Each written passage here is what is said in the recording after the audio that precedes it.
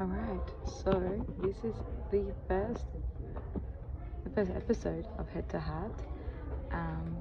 Okay, so I'm just gonna, in this episode, instead of talking about the amazing people who exemplify these skills, I'm gonna focus on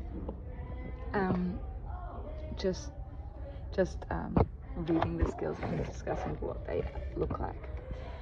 So the purpose of these skills, tools, are to realign what we believe women today,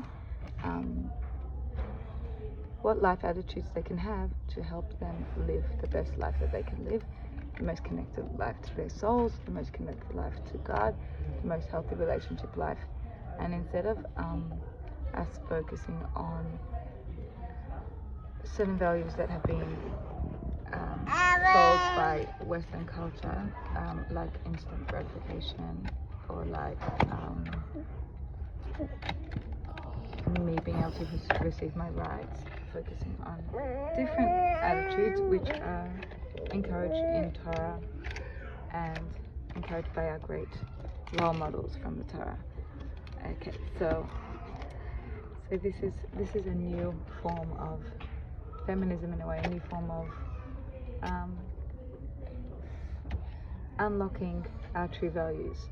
So let's go to number 1. Okay, but there's actually 12 values, and I broke it down to 6 of them. The first 6 about my relationship with myself, and then the second 6 about my relationship with other people. So number 1 is I'm intrinsically worthwhile.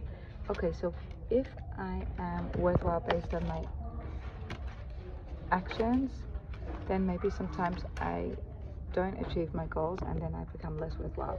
If I'm worthwhile based on my intellect, or based on my beauty, or based on my social status, then my social status could change. I could move to countries, I could lose some of my beauty, I could lose some of my intelligence. Am I still worthwhile? So when I'm intrinsically worthwhile, then the source of my worth is my soul, and my soul never changes. I could get older, my intelligence could change, my looks could change, my soul will not change.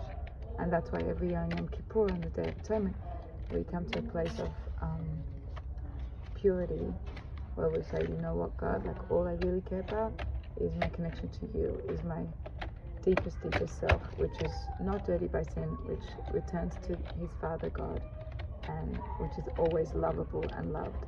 So number 2 is I don't react instinctively.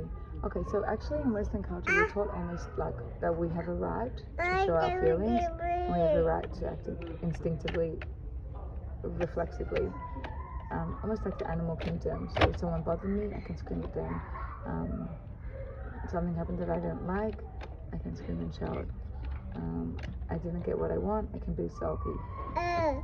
Those emotions might be automatic, natural emotions, but in Chassidut, we're always taught mind controls the heart. So reacting instinctively is not really an option. Reacting intellectually is an option.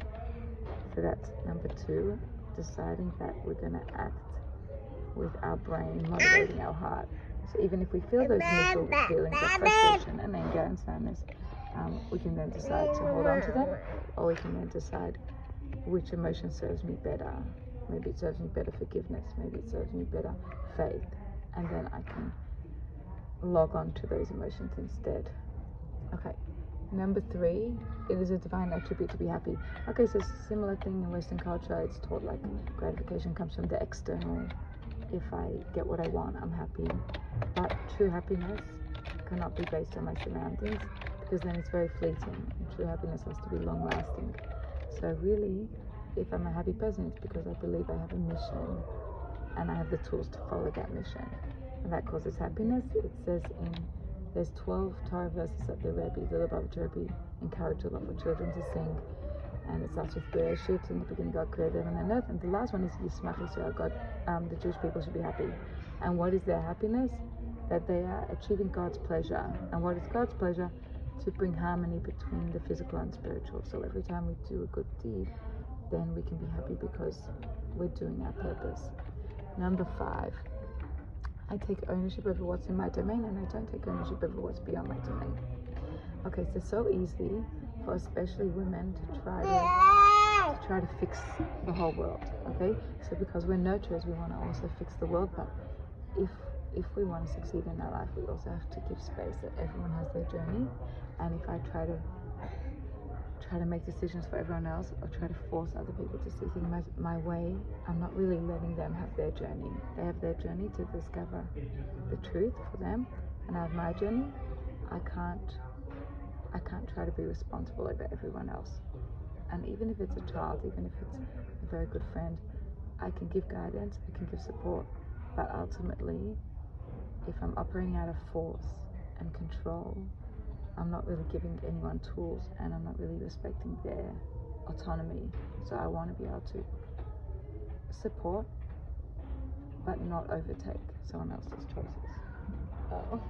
Okay, number 6, last one, is for the me relationship to myself. I choose to take my challenges and turn them into blessings, and see my challenges as my greatest assets. It's interesting that often challenges go away once I can embrace it. So if someone is struggling with fertility, and then they start saying, you know what, I can do other things, I can bring joy to children in a hospital, I could babysit for some other children, I could do other things. So then sometimes that challenge goes away and they do have a child, or at least they have a good time inside the challenge. It's like dancing in the rain kind of thing. And some of the challenges also are there to help us dig deeper. Kind of like if I'm a very bossy person, well, I can use that bossiness to lead and to inspire. If I'm a very messy kind of person, I can use that messiness to then be more spontaneous and be more fun. So those challenges can also be my greatest strength, and I just need to learn how to use them in my favor. Sometimes people are very sensitive, but then they also understand other people, and I'm more kind to other people. Okay, so now how I relate to others. Okay, so these ones are aimed at trying to show us that we rely on God and we don't rely on other people. And a lot of them is just that, being able to give other people space, and being able to respect and love other people without taking over them. So I choose to celebrate the success of those I hold dear, and I choose not to try to overshadow them. Okay, so if I really respect someone else, I want to actually see their successes and enjoy their successes. So instead of looking at someone and saying, oh, you have such a hard life, I can build someone else a lot better, unless if they're in extreme pain. But usually when they're just going about their life, I build them better by noticing where they're strong, and then they want to keep on living up to that model, and then I encourage more strength in those people I love. Number 8, I choose to find value in other people's journeys and processes. The journey is just as important as the destination. Okay, so in Western culture, sometimes we focus only on the result. Did I succeed? Did I make the money? Did I find the shidduch? Whatever it is, find the match. But it's also really important, the journey. And by appreciating people, the journey that they go on, I'm giving them that real faith and respect that their journey is important. And I don't have to give everyone answers, I just need to be there as a support and appreciate their journey.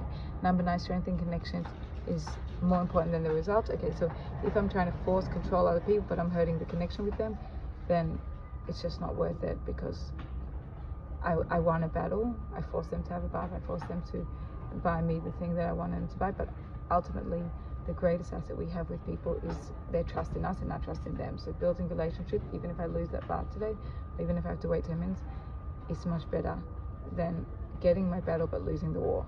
Number 10, I choose to judge other people favorably. So much easier in life when we all just give each other the benefit of the doubt. We can judge ourselves, but we can never really know what's going on inside someone else's heart and mind.